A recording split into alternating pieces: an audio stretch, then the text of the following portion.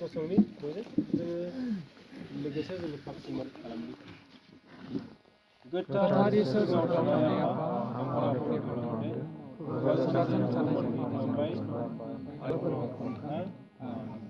बयबो जिरायगोन बेनो जाहैबाय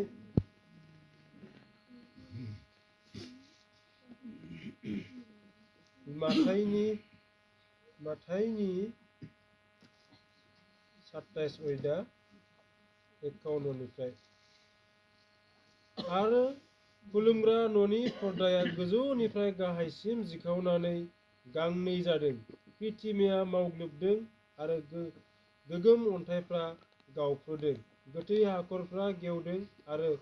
गोबां इसोरारिफ्रा थांखांफिनदों। इसोरा गुसुं सास्त्रफोरनि सायाव जों बोर खालामथों। आरो जों बे न'खरनि थाखाय आङो आर'ज खालामनि आरो जोंनि दा उनाव सासे जोंना माखासे बेमारिफोरनि थाखाय गुसुं जोङो लाबोगोन। बे जों लोगोसे आर'ज खालामनि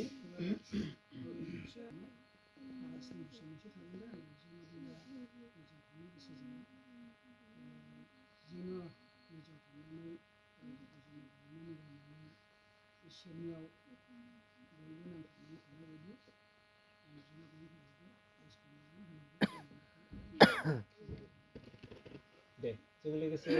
गोसो मोनसे आर'ज खालामनि अ सोरजिगिरियाव थानाय बोलोगोरासिन गोथां आफा इसोर प्रभु नोंखौ नैबे समाव आं हामबाय होनदों प्रभु मानोना आफा दिनैनि बे मोनाबिलि समाव प्रभु नोङो जोंनो आरोबाव बे मोजां सम आरो खाबुखौ नों होबावबाय नोंखौ बाख्नायनो खुलुमनो प्रभु दानो जोंनि मण्डलिनि साफ्रोमबो आफा फैनानै आफा बे नोंनि फोथायग्रा नोंनि लें आफा नोंनि हाबा मावग्रा रन्जित मोसाहारि बिथांनि न'खराव जोङो गथायसे खालामबाय आरो नोङो साफ्रोमखौबो नोङो गथायसे खालामफैबाय बेनि थाखाय हामबाय होनदों दे आफा जोङो दिनै सानसेनि गासै गोरोन्थिखौ नोङो क्षमा खालाम प्रभु बे समाव जोङो जि थांखिखौ लानानै नोंनि उदै बासिनाय बे समखौ जोङो लोब्बा लाखिनानै प्रभु बे न'खर गिदिंदों आफा नोङो बेखौ जों खोनासंदो प्रभु दानो बे न'खरा जोंखौ नाजावनायजों लोगोसे नोंखौबो नाजावबाय आरो नोंखौ नाजावनायजों लोगोसे प्रभु बे न'खरा माखासे बिषयफोरखौ जोंनो खोन्थाबाय प्रभु दानो बे न'खरनि थाखाय आं बिनानै होदों प्रभु दानो बे न'खराव आफा जि प्रभु सासे उन्दै बिसौ दं आफा बेखौ बे खोन्थाबाय बिनि फरायनाया दुरबल होननानै प्रभु दानो बिथांनि फरायनायाव नोङो बोर गोनां खालामदो आरो बेनो सानस'नो हायै मेलेमखौ नोङो आफा साननो हानाय बेबायदि मिथियै बुस्थुखौ आफा मिथिनो हानाय बेबायदि नोङो गोहो बोलोखौ होदो गासैखौबो नों हाग्रा अ आफा नोंनि गोथाङा दङ खायनो अबस्था खालामदों आरो बे न'खराव आफा गुमै आरो आब' दङ आफा बेजोंबो लोगोआव थादों आरो दानि बे न'खरनिफ्राय जि न'खरनि जिथु फिसाजो गिदिर बियो गोजान जायगायाव आफा गावनि नांगौनि थाखाय थाहैदों प्रभु बे आफा नों बेजोंबो नोङो गावनि लोगोआव थादो जाहाथे बियो फैफिननानै बे न'खरजों आरो रायजोजों समाजजों मोजाङै मिलायफैफिननो हायो बे आफा नों बेजोंबो लोगोआव थादो आरो दानि बे समाव खोन्थाबावदों प्रभु बे न'खरनिनो आफा apa bijamadai फोरबो जाबायसो apa बिजों गावनो लोगो थादो बेयो नोंनि आगजु जानो हायो apa बेजों नोङो बिनि गोरा गोसो जानायखौ नोङो बानजायदो apa नों गासैखौबो हाग्राखाय apa बे समाव बे न'खरा नोंनो दान होदों apa बे दाननि सायावबो नोङो बोर खालामदो प्रभु बे दाननि बदलै जानो हागौ बे न'खरा नोंनिफ्राय माबा मोनसे मोननो लुबैदों बोर आरो आशीर्बाद प्रभु नोङो बे दाननि सायाव बोर खालामदो दे apa आरो दैखौ लादों apa बे दैनि सायावबो नों बोर गोनां खालामदो